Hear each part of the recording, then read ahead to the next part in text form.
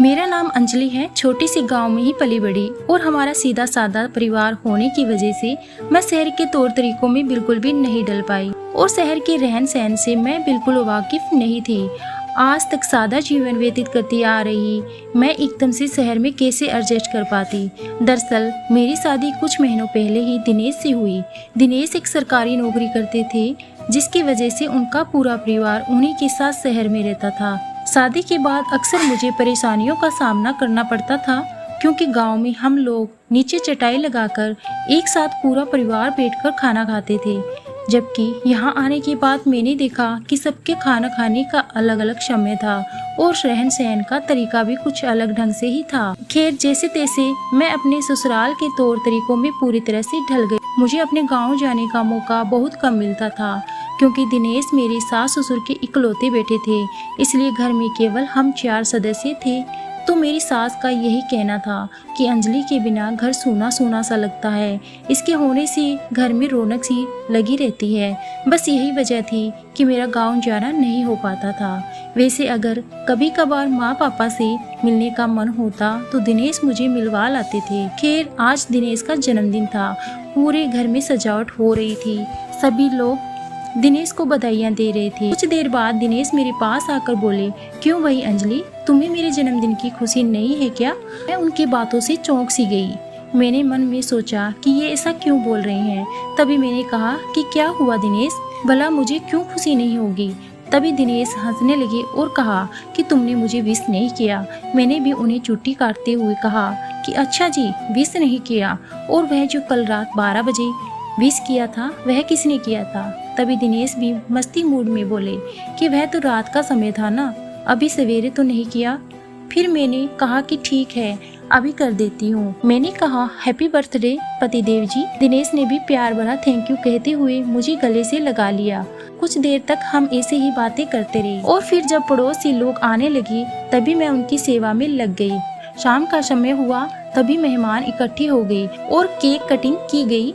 तभी मुझे कुछ अजीब सा लगा कि दिनेश का एक दोस्त जब से आया था तब से मुझे घूरे जा रहा था। जब मैं उसकी तरफ देखती तो वह झट से नजर को फेर लेता और कुछ देर बाद फिर से वही हरकत शुरू कर देता। मुझे बार बार गुस्सा आ रहा था कि कितना बेशरम आदमी है, जरा भी लिहाज नहीं है। वह तो ऐसे देख रहा था जैसे मैं उसकी बीवी हूँ। फिर मैं आए मेहमानों के सामने कोई तमाशा नहीं करना चाहती थी, इसलिए उस पर ध्यान देना ही बंद कर दिया। फिर ऐसे ही पूरा फंक्शन खत्म हुआ। सब लोग अपने अपने घर चले गए। मैंने सब सामान वगैरह समेटा और कमरे में चली गई। वहां जाकर मैंने दिनेश से पूछा कि वह बड़ी बड़ी मूंछ वाला आपका जो दोस्त घर पर आया था उसका क्या नाम था? दिनेश ने कहा कि राहुल। क्यों, क्या हुआ, सब खैर है ना? मैंने कहा नहीं नहीं, ऐसी कोई बात नहीं है, मैं तो वैसे ही पूछ रही थी, क्योंकि आज से पहले उसे कभी हमारे घर में नहीं देखा था, इसलिए पूछ रही थी। दिनेश ने कहा कि अच्छा कोई बात नहीं, चलो तुम अब सो जाओ, काफ़ी रात हो चुकी है। मैं सो गई, लेकिन पार्टी से ज़्यादा मेरे दिमाग में उस लड़की की बातें चल रही थी कि आखिर वह किस नीयत से मुझे घूर रहा था। खैर, मुझे यह सब सोचते सोचते कब नींद आ गई कुछ पता ही नहीं चला। रात को देर से सोने की वजह से सुबह देर से ही आंखें खुली। जब मैं उठी तब दिनेश ऑफिस के लिए तैयार हो चुके थे और माँ जी ने उनका टिफिन भी तैयार कर दिया था। मैंने उठते ही कहा कि माँ जी, आपने क्यों परेशानी उठाई, मुझे उठा देते, मैं खाना तैयार कर देती। तभी मेरी सास कहने लगी, अरे नहीं अंजलि बेटा, तुम कल रात को देर से सोई थी और कल के फंक्शन की वजह से सुबह से भागदौड़ कर रही थी तो थक गई थी, इसलिए मैंने सोचा कि तुम्हें सोने देते हैं। और वैसे भी तो रोटियां ही तो बनानी थी, इसमें कौन सा बड़ा काम है, यह तो मैं भी बना देती। मुझे बहुत अच्छा लगा कि इस घर में सभी हमेशा मुझे सही समझते थे। दरअसल मेरे ससुराल वाले बहुत ही खुले विचारों वाले थे और मुझे अपनी बेटी की तरह ही रखते थे। खैर, अब दिनेश भी ऑफिस चले गए और मेरी सास और ससुर अपने कमरे में चले गए। अभी कुछ ही देर बाद राहुल घर आया। आकर मुझसे कहने लगा कि भाभी जी, दरअसल भैया अपनी फाइल घर पर ही भूल गए थे, तो मैं वही लेने आया हूँ, आप जरा ला देंगी?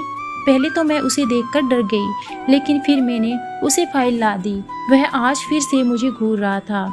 जब तक वह दरवाजे से बाहर नहीं निकल गया तब तक मुड़ मुड़ कर मुझे ही देखा जा रहा था। मैं बड़ी मुश्किल से ही तो कल रात वाली बात भूली थी लेकिन आज फिर से वही हरकत होने की वजह से अब तो मेरा दिमाग भी खराब होने लगा था। मैंने विचार किया कि मैं ये बातें दिनेश को बता दूं और मैं सोने चली गई, यह सोचकर कि आज रात को दिनेश के आते ही उनको यह बात बता दूंगी। साथ ही साथ मुझे बहुत डर भी लग रहा था कि पता नहीं दिनेश कैसा व्यवहार करेंगे। मुझे उन पर पूरा विश्वास था, साथ ही वह खुले विचारों वाले भी थे, लेकिन कहीं न कहीं मेरे मन में डर भी था कि पता नहीं उनको यह बात सुनकर कैसा लगेगा। खैर कुछ देर बाद मैं अपने कमरे में चली गई। वहां जाकर मैं सोई हुई थी कि मेरी सहेली नीता का फोन आ गया। बातों ही बातों में वो मुझे कहने लगी, कुछ दिन पहले मेरे पति के दोस्त मेरे घर पर आए और घर पर कोई न होने की वजह से वह मेरे साथ बदतमीजी करने लगे। मुझे बहुत डर लग रहा था। तभी मैं जैसे तैसे पीछा छुड़ाकर घर से बाहर भाग गई और पड़ोसी अंकल को बुला लाई। पड़ोसी अंकल ने मेरे पति को फोन किया और तुरंत से घर पर बुलाया। घर पर आते ही मैंने अपने पति को पूरी बात बता डाली, लेकिन मेरे पति का स्वभाव बहुत ही गुस्सैल और खतरनाक था। उन्होंने मेरी बातें नहीं समझी और मेरे पर ही दोष लगाने लगी। आखिर वह मुझे कहने लगी कि ऐसे कैसे हो सकता है और तुमने घर के अंदर उन्हें आने ही क्यों दिया। तुम्हारी खुद की ही नीयत सही नहीं थी, इसलिए तुमने उन लोगों को घर में घुसा लिया।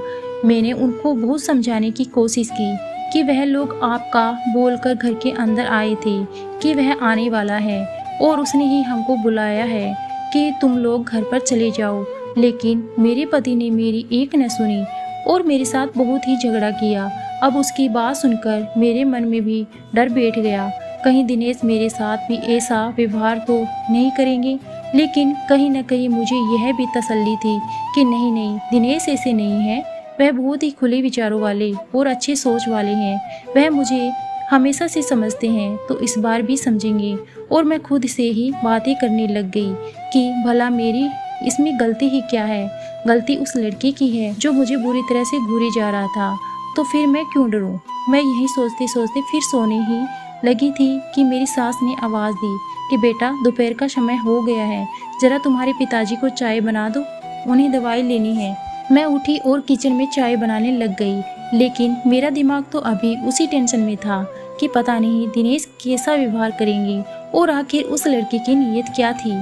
खैर जैसे तैसे मैंने विचार किया कि नहीं, मैं दिनेश को कुछ नहीं बताऊंगी। पहले मैं इस बात की पूरी गहराई तक जाऊंगी। देखते हैं जब अगली बार वह राहुल कुछ ऐसी हरकत करेगा तब मैं दिनेश को बताऊंगी। इससे पहले उस बात को यहीं ठप करने की सोच ली और मैंने दिनेश को कुछ नहीं बताया। लेकिन मेरे मन में कहीं न कहीं यही डर भी था कि अगर बाद में दिनेश को पता चला तो कहीं और ज़्यादा कोई गड़बड़ ना हो जाए।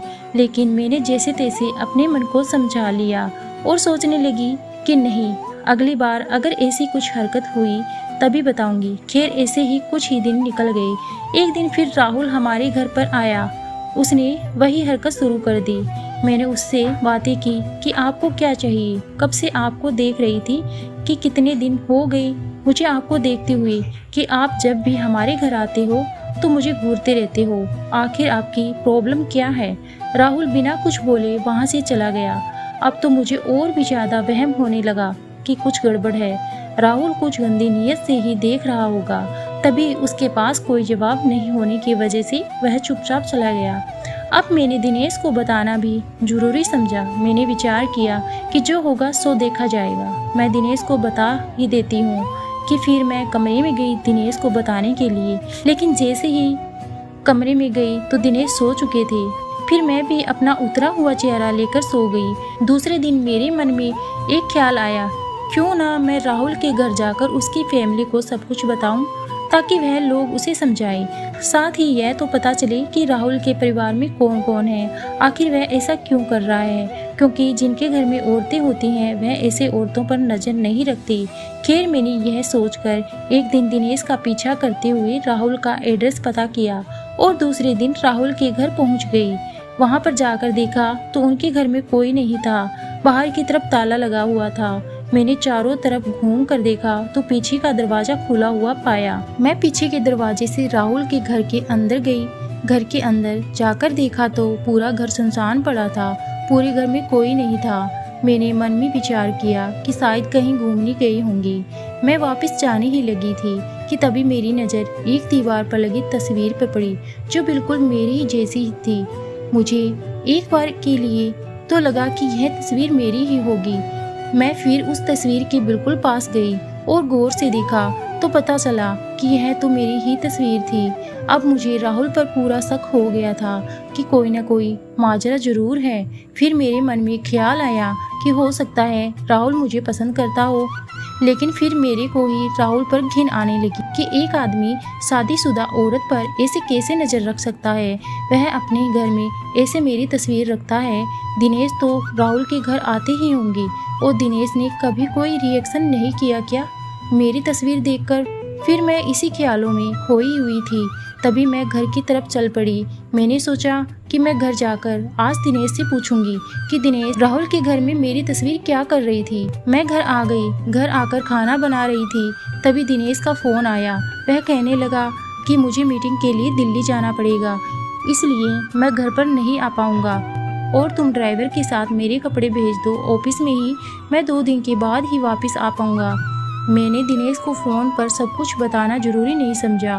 मैंने सोचा एक बार वह जा आए मैं तभी उन्हें सब बताऊंगी। खैर मैंने ऐसे ही 2 दिन निकाले।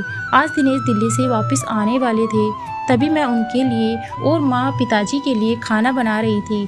कुछ देर बाद राहुल घर पर आया और वह मेरे पीछे आकर खड़ा हो गया। जैसे ही मैंने पीछे देखा तो उसे पाया। उसे देखते ही मैं बिल्कुल डर गई और चिल्लाने लगी। तभी उसने मेरे मुंह पर हाथ रखा और कहा, आप प्लीज चिल्लाइए मत, आप मुझे गलत समझ रही हैं। मैंने उसे धक्का दिया और कहा, कैसे तुम सही बता रहे हो? कितने दिनों से तुम मुझे घूरे जा रहे हो, मुझे गलत नीयत से देखते हो और अभी मेरे पीछे आ गए। तुम्हें किसने हक दिया है कि तुम हमारे घर में ऐसे हमारे किचन में घुसकर मेरे पीछे आकर खड़ी हो जाओ? राहुल की आंखों में आंसू आ चुके थे। मुझे लगा कि उसे शायद अपनी गलती पर पश्चाताप है, लेकिन फिर भी वह बार बार यही दोहरा रहा था कि मेरी कोई गलती नहीं है, आप गलत समझ रही हैं। तभी अचानक से दरवाज़ा खुलने की आवाज़ आती है और देखा तो वहाँ दिनेश थे और साथ ही माँ पिताजी भी थे। सास ससुर पास के पड़ोस के घर में सत्संग में गए हुए थे। तभी वह लोग राहुल को देखकर बोले कि बेटा तुम यहाँ पर कैसे? तभी दिनेश ने कहा कि इसे मैंने ही भेजा था, मैं आने वाला था तो मैंने कहा आकर मुझसे लैपटॉप ले जाएगा और ऑफिस का थोड़ा काम है वह यह कर देगा ताकि मैं 2 दिन की थकान उतार सकूं। मुझे थोड़ा अजीब सा लगा और मैंने झट से दिनेश और सब लोगों को बोल दिया कि बहुत दिनों से मैं इस पर गौर कर रही हूँ और दिनेश से कहा कि मैं आपको भी बताने वाली थी लेकिन कभी बता नहीं पाई क्योंकि मौका ही नहीं मिला। परसों बताती लेकिन उससे पहले आप दिल्ली चले गए, इसलिए मैं आपके आने का इंतजार करने लगी।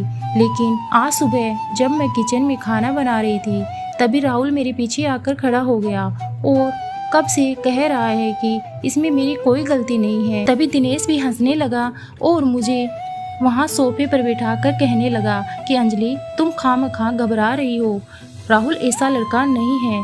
मैंने झट दिनेश की बात को रोकते हुए कहा कि आप अभी भी इसी की तरफदारी कर रहे हैं, यह सब हो क्या रहा है? तभी दिनेश ने मुझे कहा कि दरअसल राहुल और उसकी बहन के माँ पापा उनके बचपन में ही गुजर गए थे। तभी से राहुल ने ही अपनी बहन का देखरेख किया और उसे पढ़ाया लिखाया, लेकिन पिछले 2 महीनों से राहुल की बहन गायब हो गई थी। तभी से राहुल उसे ढूंढने का प्रयास कर रहा है, लेकिन वह नहीं मिल रही। इसलिए राहुल तुम्हारी शक्ल पर इतना ध्यान देता था, साथ ही वह अपनी बहन की याद में तुमको देखता था। उसे बार बार यही लग रहा था कि कहीं तुम उसकी बहन तो नहीं हो। एक दिन इसने मुझसे ऑफिस में तुम्हारे बारे में पूछा भी था, तब मैंने इसे सारी बात बता दी कि तुम उसकी बहन नहीं हो, तुम तो अंजलि हो। लेकिन इसने कहा कि मुझे बहुत अच्छा लगता है क्योंकि ये अपनी बहन से बहुत प्यार करता था, इसलिए वह अपनी बहन को देखने की कमी तुम्हें देखकर पूरी कर लेता था। इसीलिए घर पर आता था और हमेशा मेरी परमिशन लेकर आता था। मैंने कहा कि उसके घर पर जो तस्वीर लगी है वह। तभी दिनेश बोला कि हाँ, वह तस्वीर तुम्हारी नहीं बल्कि इसकी बहन की है। अब मेरा सारा वहम भी निकल चुका था और मैंने दिनेश से कहा कि आपने मुझे पहले क्यों नहीं बताया। दिनेश ने कहा कि वह मेरे दिमाग से निकल गया होगा, मैंने इस चीज पर इतना ध्यान नहीं दिया था। अब राहुल मेरे सामने हाथ जोड़कर खड़ा हो गया और कहने लगा कि बहन, अगर तुम्हें मेरी वजह से कोई परेशानी उठानी पड़ी हो तो मुझे माफ कर देना। दरअसल मेरा कभी भी इरादा गलत नहीं था। अब मेरी आंखों में आंसू आ चुके थे। मैंने भी राहुल से माफी मांगी और कहने लगी कि मुझे माफ कर दो कि मैंने जाने अनजाने में तुम पर क्या क्या शक किया। मैं हमेशा से ही तुम्हें गलत मानती आ रही थी। आप एक बार मुझे बोल देते कि आप किस नियत से मुझे देखते हो तो मैं कभी भी गलत नहीं समझती। फिर दिनेश बोले, अभी हो गया सो हो गया, अभी तुम भाई बहन ये रोना धोना बंद करो। मेरे सास ससुर ने राहुल से कहा कि जब कभी तुम्हें अपनी बहन की याद आए तो यहाँ चले आना और अपनी इस बहन से बात कर लेना।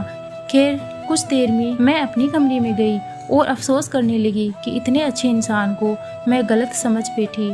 राहुल तो पहले से ही बेचारा हालातों का मारा था और ऊपर से मैंने भी उसे जलील कर दिया। खैर अब अफसोस के अलावा मेरे पास बचा ही क्या था। तो दोस्तों, यह छोटी सी मोटिवेशनल स्टोरी आपको कैसी लगी आप हमें कमेंट्स करके ज़रूर बताएं और चैनल पर नए हैं तो चैनल को सब्सक्राइब जरूर कीजिएगा।